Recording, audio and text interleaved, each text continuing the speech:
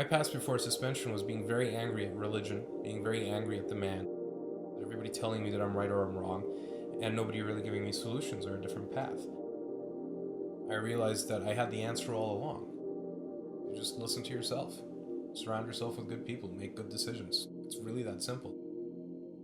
I never thought of myself as being an artist. I was too busy saying fuck you to everything. But I'm glad I find myself in a space now where I am making art.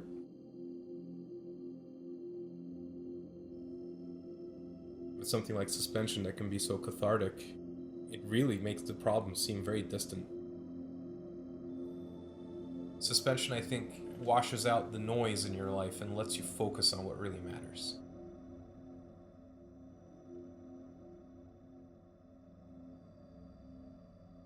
At the time, I didn't know anything about suspension. I wasn't heavily modified. I wasn't really into that scene like that. My friend Kristian said, hey, here are my hooks. I'm not going to suspend today, but if you want to, you can. And I didn't think twice about it. I said, sure, why not? What have I got to lose, But I was like drunk. I was drinking for 3 or 4 days, so I hadn't eaten well.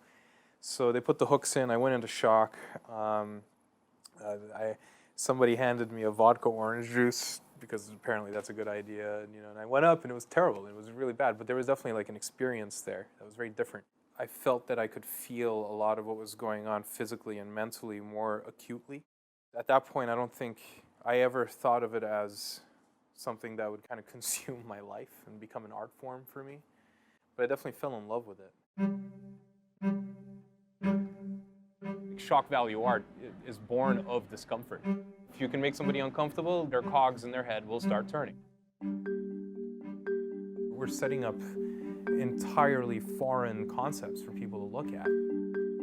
Yes, it's a more intense and hardcore and more involved kind of medium. It's not like it's a painting that's sitting on the wall, and that's, I think, the beauty of it, in a lot of levels. I think that something beautiful should be done once in one particular way, and you should burn it to the ground and never do it the same way again.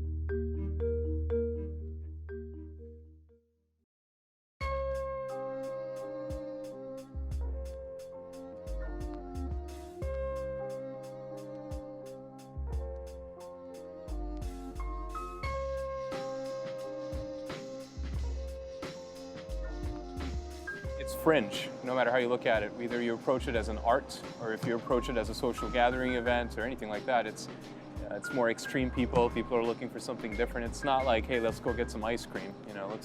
Doesn't really have the same kind of feel when you say it, like, hey, let's go get suspended. But I think that there's definitely an element to it that makes it a little more approachable if you actually present it a certain way. So when you talk to people about, what is suspension? You're just like, well, you're hanging from hooks in your flesh, and that just sounds really weird. But if you start talking about, you're having a release, a physical release, an emotional release, a spiritual release. Some people just suspend recreationally, I think it becomes a little more accessible to people. But that doesn't remove it from the fringe of subcultures. It's definitely something that exists on the outer periphery of all these things that we do in life. From martial arts to American football to rugby, they're destroying their bodies. And yet somehow that's not frowned upon or looked at funny. But then when you actually see somebody hanging from hooks, most people's initial reaction is, man, those people are crazy. Why would they do that?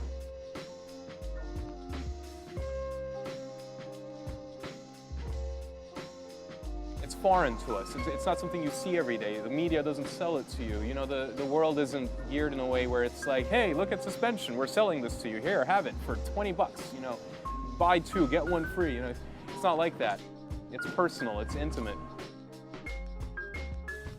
If the person having the suspension is having a positive experience, that's all that really matters. If they're having a positive experience and we captured a positive experience, we're actually giving the world something positive, no matter how you look at it. Context will change, sure. You can say that's negative because there's blood and hooks. It doesn't matter. When that photo was taken, there was a positive thing happening, and now you are looking at a positive moment. Whether you can see it as that or not. And that in a sense is a totally different form of art.